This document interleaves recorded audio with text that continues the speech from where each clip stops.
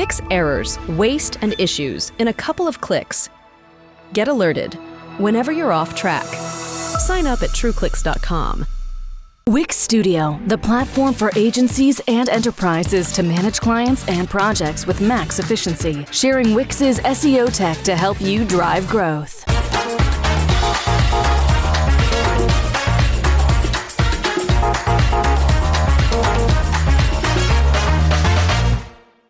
Thank you very much. San Diego was great last year. I hope everyone has a chance to make it out there. If you do, the show today has been a lot of fun so far as well.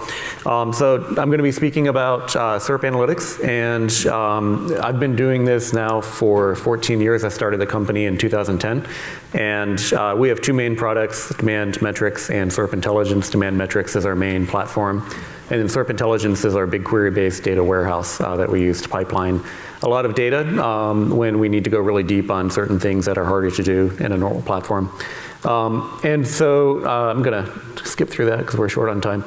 The main talk that I want to do today, the main point that I want to get into, it's a little bit different than what I usually do. A lot of my talks are usually very data heavy, obviously, because we're digging deep into the data. I wanted to go a little bit more into the philosophy of how I think it is important to kind of take SERP analytics to the next stage of the evolution. Everything is moving so quickly now. And basically, what I'm seeing is a lot of the tools and a lot of the processes are still kind of stuck in an older way of doing things. And so I'm going to explain what I mean by this. Everyone, I'm sure, is very familiar with traditional rank tracking. It's still very important, but it's also not nearly enough. The traditional metrics I'm going to go into here a little bit more in a minute, but it's focused primarily on things that are related to what happened on the SERP. Even Search Console itself, if we think about the 4 core metrics that exist within this platform, clicks, impressions, CTR, and position, these all kind of line up basically with the old school 10 blue links model, right? It's basically kind of telling us what the state of the ranking systems are. It doesn't really tell us more about what we're actually encountering every day as searchers. And I think in our heads, we all kind of have some version of this search funnel that occurs. You have basically your position on the SERP, and that's going to dictate overall how many impressions you're going to get. And then somehow you get fewer clicks and impressions, and then that turns into your CTR. And so this basically turns into what happened, some derived metric from that, and then what happened again, and then a derived metric. But there's this huge gap that happens here where there's not a lot of explanation around what happened to impact that number of clicks that you got out of that total number of impressions. And so this question here, why, is very important to us. And there's a lot of ways that I think you can derive a lot more sufficient answers from this, going above and beyond the traditional rank tracking. So normal rank tracking, of course, we're used to all these metrics like rank and change and what the average look like. You break those out into different buckets and so forth. That's all good. You still need it. You can't get away from it. But obviously, modern SERPs are much more sophisticated than just the traditional 10 blue links. And so we have a lot more, and all these slides are online, by the way, on speaker decks. So we have a lot more interactivity. The user is overwhelmed with a lot of information coming from Google. And every day, even if there isn't a huge change in the ranking position, the presence of these SERP features have varying heights and pixel depths and so forth, and they're having a big impact on what the user sees. And unfortunately, a lot of the existing ways of doing things do not really capture this reality, and they certainly don't tell you why clicks are declining over and over, even though your ranking positions may not change that much. So, kind of the next evolution of tools and metrics that came out to start to answer these questions is SERP feature appearance, presence in those SERP features. We've got things like visual share of voice. These are all really good metrics because they help you understand exactly what your positioning looks like in the SERP and what that impact is potentially on the CTR. But there's still more beyond that. A lot of this, as soon as you start looking at that, you get into a lot of like big data problems. And so this is where we had to start pulling in tools like BigQuery to deal with the massive number of URLs that are showing up, not just in the actual organic rankings, but also in the SERP features themselves, because a lot of times you have anything from zero-click features to domain appearance and SERP features that may or may not be driving traffic to the site.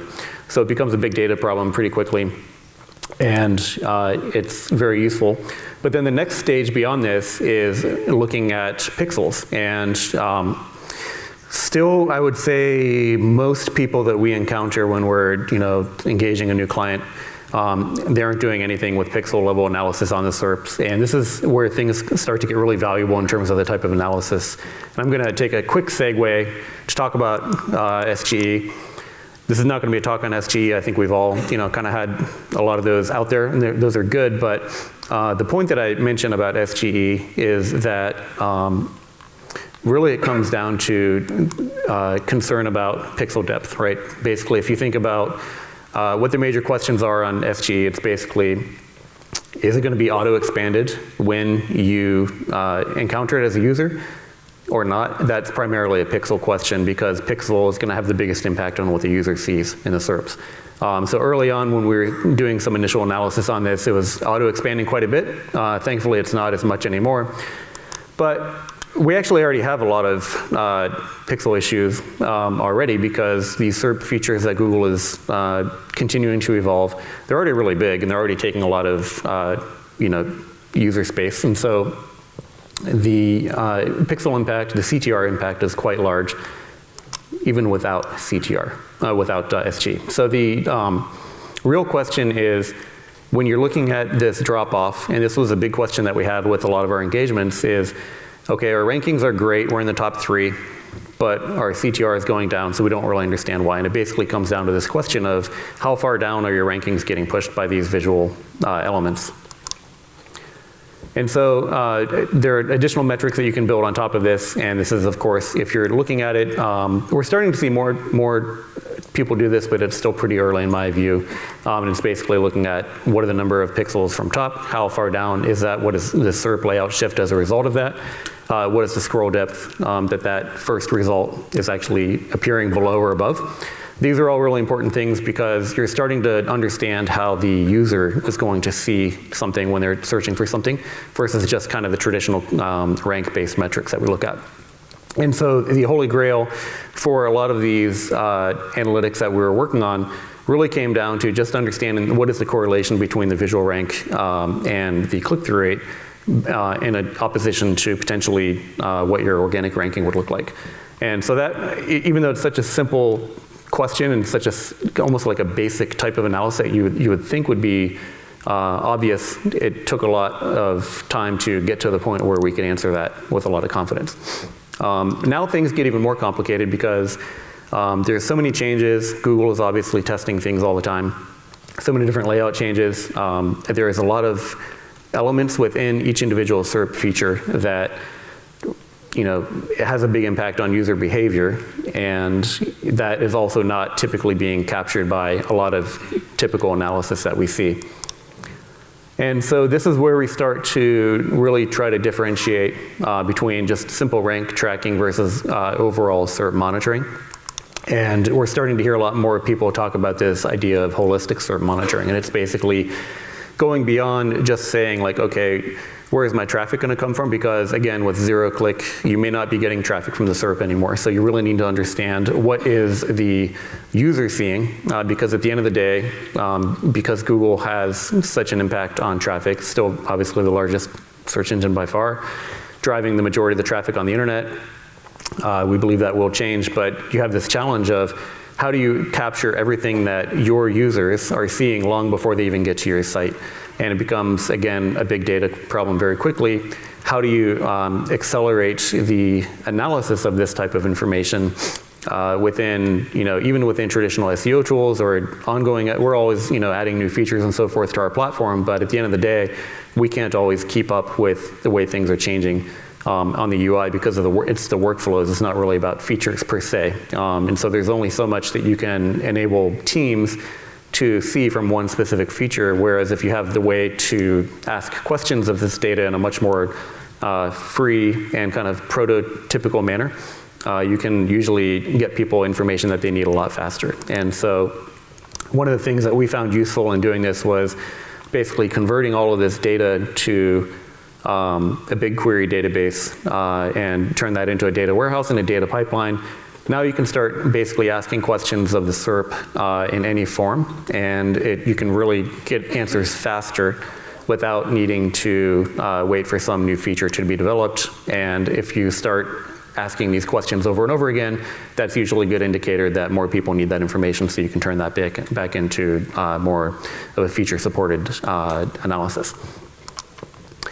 So, this becomes quite a challenge because there are so many different features. There's actually more than 600 now, but there's hundreds of different things that if you really dig into, think about all the different reviews, all the different stars, all the different elements that you see, interior elements and so forth. So putting that into a database becomes a pretty challenging thing. And so that's basically what we ended up doing, though, and it was a lot more painful initially than we thought it would be.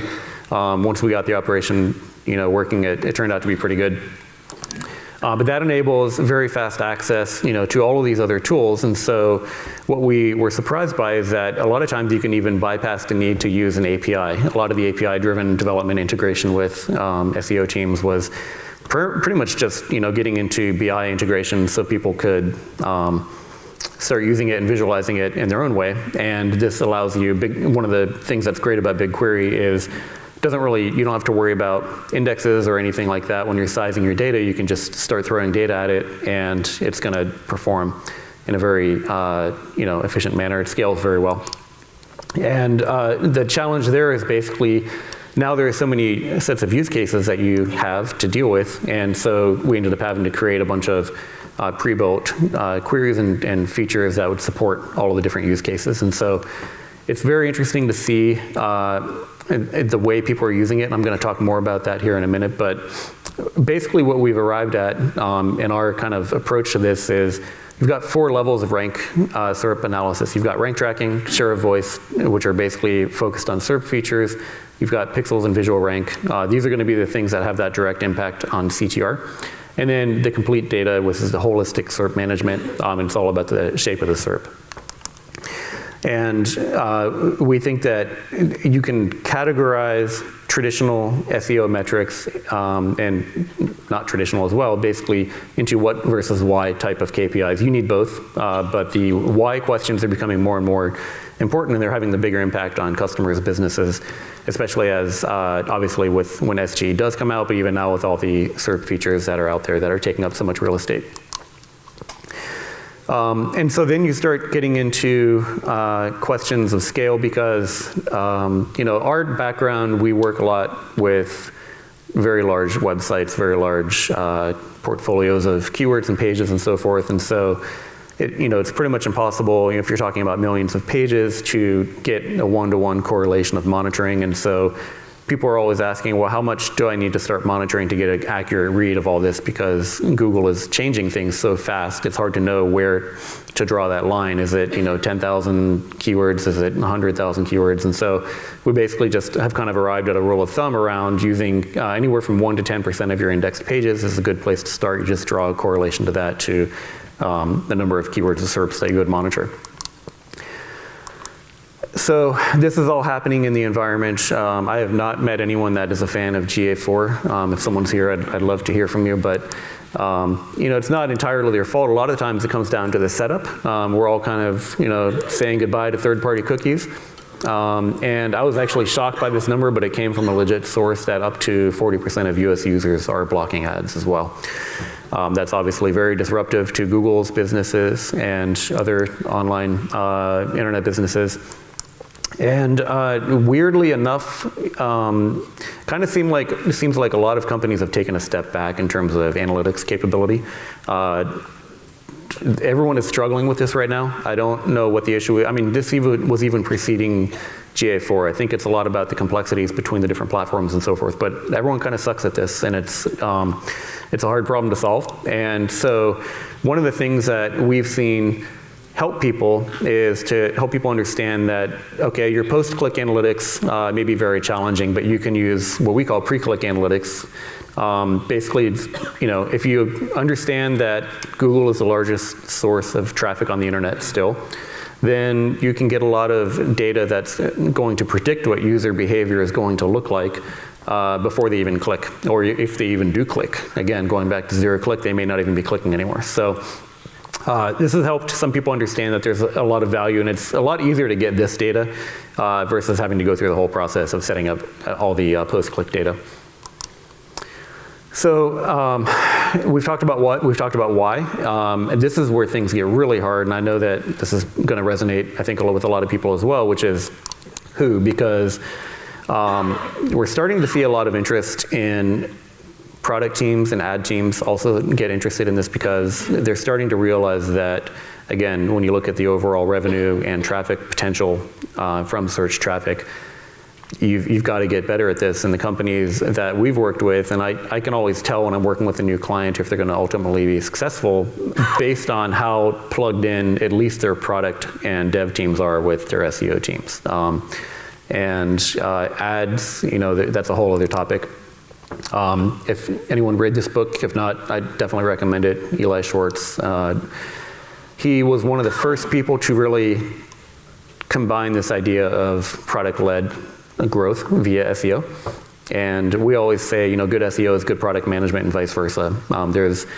This needs to be taken a lot more seriously. In our experience, most of the SEO problems that we run into are corporate strategy problems. I can give you a quick example.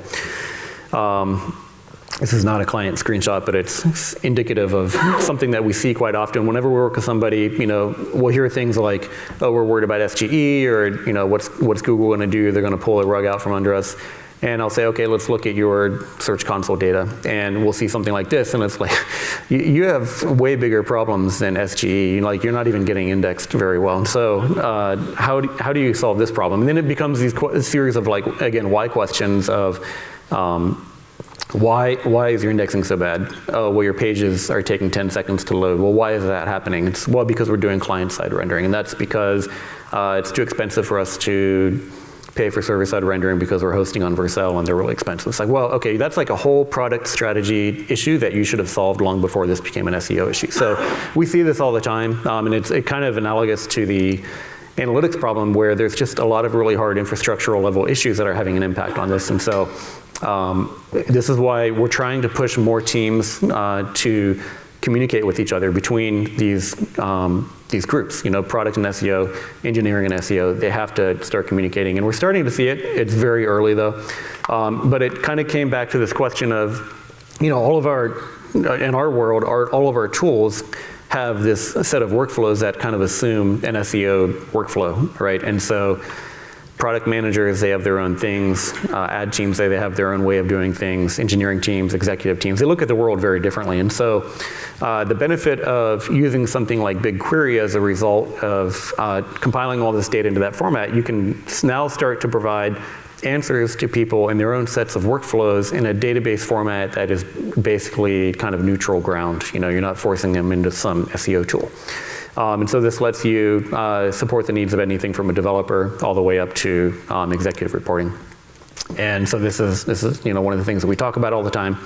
And within the IT world, there are kind of an emerging set of problem domains and types of technologies that are being used to solve these issues. And so we found that the more you can kind of shoehorn or adapt your language to speak the way that these people speak, whether it's things like observability or different types of visualization, the better. Conversation usually goes faster. And so we're starting to see, not just with us, but with a lot of the other platforms out there, a lot more investment in data lake technology, because that lets you just get massive amounts of data into the hands of people who would use it. Obviously, we talked about BigQuery, other tools out there as well. And obviously the BI world is very rich as well. So the more you can simplify access to some of these core data sets coming from the SEO side of things, and standardize on tools that they're already used to dealing with, a lot of times we find those conversations to go a lot faster. So again, this is primarily a workflow question. One of the things that, I think people will often confuse a set of dashboards with BI, but BI, in our view, is more about the action that's taken.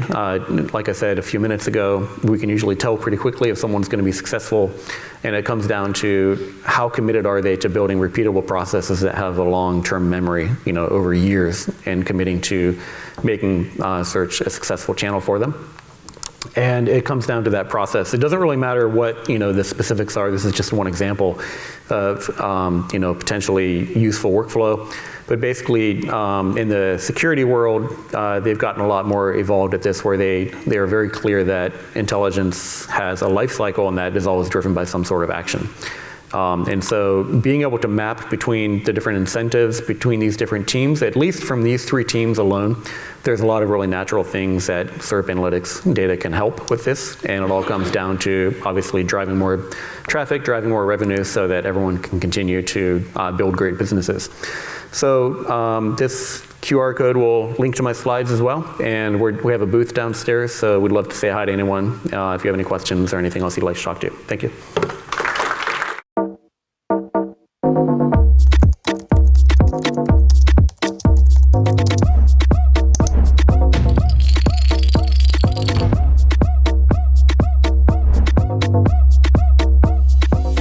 Demand sphere.